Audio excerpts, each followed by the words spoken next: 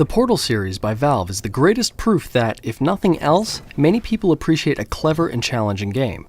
Both games are strongly characterized by sharp writing, mind-bending puzzles, and an atmosphere that bleeds wit. More to the point, it's a brainworm, the kind of game that digs deep into your soft tissue and stays there.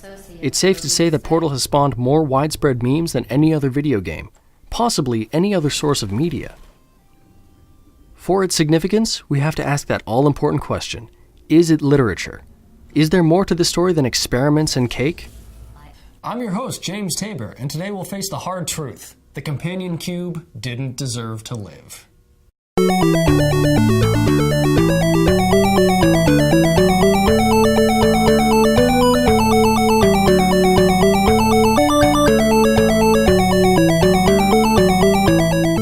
Before we get started, you may have noticed the title of this video is the Portal series.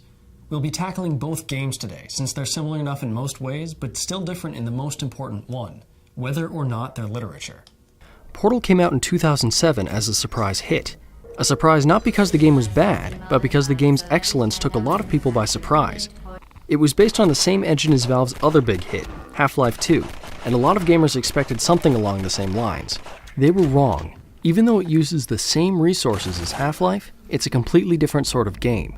The controls are tight, the puzzles are unique, and the gameplay is addictive. You euthanized your faithful companion cube more quickly than any test subject on record. However, the real game stealer was the antagonist, Glados. Well, not the antagonist as much as the villain. The definition of a protagonist is the character with a plan, and the antagonist serves to thwart that plan. So strictly speaking, Glados is the protagonist, and the player is the antagonist. But I digress. Glados is a memorable character, primarily due to how she's presented. She's the artificial intelligence unit in charge of the mostly abandoned Aperture Science Laboratories, a group responsible for testing scientific devices on quasi-willing participants. In fact, she awakens the player from hibernation just to continue testing the portal gun. Very good. You are now in possession of the Aperture Science handheld portal device. This is quite telling about her already. She's absolutely devoted to her primary function, testing you. As you progress, you're slowly clued into the fact that she's gone mad, either from long-term isolation or just because she is. A precise explanation isn't given, which is fine. A character trait like madness doesn't need much justification. Until the sequel, anyway. The story is straightforward. First, you're following Glados' test, but the hints begin to pile up that everything is not as it seems. The observation rooms are abandoned, parts of the test track have fallen into disrepair, and eerie messages are scrawled on the walls. On the last test, Glados betrays you and tries to burn you to ash, but having honed your skills through testing, you break free and escape the facility. We are pleased that you made it through the final challenge where we pretended we were going to murder you. The story culminates in a boss battle against Glados herself. You take down the rogue AI and get away, but not successfully if you've played the updated ending with the sequel hook. It forms a somewhat shallow arc, but all the necessary story theory is there. The setting's also simple, but in this case it can be a bit deceiving. All the testing rooms look very similar, just reconfigurations of the same basic elements. But that repetition serves to make the appearance of the disturbing elements all the more jarring. Such as the abandoned conference room with a PowerPoint presentation on a lonely eternal loop. Even before Glados admits to using neurotoxin, you get the sense that the exodus from the facility was neither efficient nor successful. With all that in mind, is it literature? No. Let's bring it back to character. It's no surprise to devoted fans, but the player isn't completely faceless. Your character's name is Chell, and she's an abductee test subject for Aperture Science. Of course, if you're not paying obsessive attention, you wouldn't know that because she doesn't speak. Like, at all. This is a common occurrence in video games. The silent protagonist. It's popular in a lot of games because it allows the player to project whatever traits they want onto their in-game avatar. The less details you are given, the more you can invest in the universe. From a literary standpoint, that's not good. Chell has no features. All the talking is done as a monologue by Glados. She doesn't react to anything Chell might have said, if only we could hear her. Also, Chell doesn't make any decisions for herself. The player does everything for her. You could argue that she chooses not to die a fiery death, but as defining decisions go, not dying is a pretty weak one. That's just basic instinct, and besides, you have no other choices. You can't get back on the test track and continue that way. You also can't choose to escape without confronting Glados. You have to fight and destroy her, no matter what. The various puzzles can be solved in a variety of ways, but in the end, the story itself is on a railroad track. Chell has no personality, no arc, and isn't offered the chance to make one. But what about Glados? There does have to be a character arc, but it doesn't have to be experienced by the main character. As I mentioned before, despite being an NPC, Glados actually meets the requirements of being the protagonist, at least until all Chell breaks loose. She has a lot of defining characteristics that don't call for being a blank slate for the audience. Consider for a moment the characters of Sherlock Holmes and Dr. Watson. Most of the Holmes stories are written from the point of view of Watson, who certainly contributes to solving the mysteries, but he mostly sits back and admires Holmes. He's an observer through which the audience can see how Holmes develops. The wrinkle in this comparison, however, is that Glados doesn't arc either. Sure, the credits imply that she's more benevolent than she lets on, but that's not an example of her changing over time. It's a reveal that she isn't the character we think she is, rather than one who learns and grows from her experience in the game. And then came Portal 2. In the sense of gameplay, it's very much identical with some extra features added. However, from the story perspective, it's a brand new machine. There's a much larger supporting cast, most of whom get some form of deeper characterization. There's Wheatley, a new AI core we see transform from hero to villain and back to hero again. Well, sort of. He does repent, at the very end of the game, while floating into deep space. I honestly do wish I could take it all back. And not just because I'm stranded in space. I'm in space. I know you are, mate. Through him, we get the implication that there's some sort of corrupting influence in the main Aperture Science server that drives any AI placed in charge of the facility insane. We also delve further into Aperture's past and meet its founders, Cave Johnson and Carolyn. Through various pre-recorded message, we learn of Johnson's decline and spiral into madness. When life gives you lemons, don't make lemonade. Make life take the lemons back. Get mad! I don't want your damn lemons! What am I supposed to do with these? Take the lemons. Demand to see life's manager.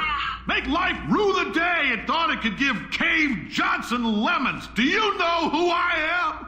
I'm the man who's gonna burn your house down with the lemons. Oh, I like this guy. I'm gonna get my engineers to invent a combustible lemon that burns your house down. Burn his house down. Burning people. He says what we're all thinking. As well as Carolyn's unwilling odyssey towards becoming the facility's new managing AI, GLaDOS. If I die before you people can pour me into a computer, I want Carolyn to run this place. Now she'll argue. She'll say she can't. She's modest like that, but you make her. Yeah, put her in my computer. I don't care. All right, test's over. You can head on back to your desk. Goodbye, sir. There are other minor arcs and background stories, for example the Ratman story, but they all just help build the atmosphere.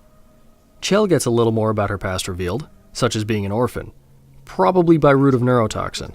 A lot of environmental details hint that one of her unknown parents worked for Aperture. Cue wild fan speculation. The real shining example, however, is GLaDOS. Once the game-stealing villain, she's become the focus of the sequel. Her first appearance is similar to her old one, villainous though a bit more sensual than robotic, and driven by testing. She also has an axe to grind with the player, having been forced to relive her own death over and over again. We both said a lot of things that you're going to regret.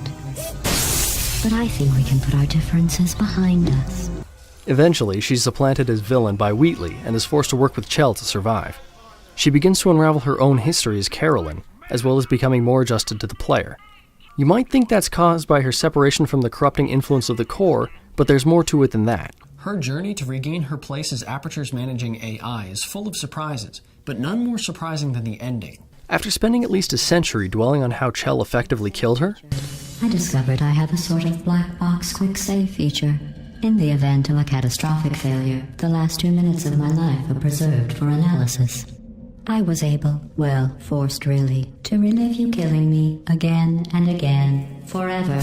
GLaDOS understandably seeks to return the favor and decides to condemn Chell. But at the end, after spending most of the game working together, GLaDOS is in the same position. In fact, this time, there's no way for Chell to get away. But GLaDOS lets her go. Just go. It's a release of dubious benefit since both games dropped serious hints that life on the surface has become wildly dangerous and uncertain, but it's a release all the same. It's also the completion of a long character arc for GLaDOS. On 2 separate occasions, Glados tries to kill Chell. When she can finally be guaranteed of the outcome, and despite being hooked back into the corrupting core and having ostensibly deleted her human self, she lets Chell go. That decision is the last piece required to declare Portal to literature. Also, if you consider the first game to be an incomplete part of a greater whole, then you can extend the umbrella of literature to the entire series. But the most important thing to note is that the first game doesn't stand on its own as literature. The series improved over time. Also, the first game was really, really fun, even though it's not literature. Under the guidance of more experienced hands, however, a series can outgrow its initial niche and become something more. Next week, we'll see how that can backfire when we start talking about Microsoft's flagship franchise, Halo. Until then, game hard and game safe.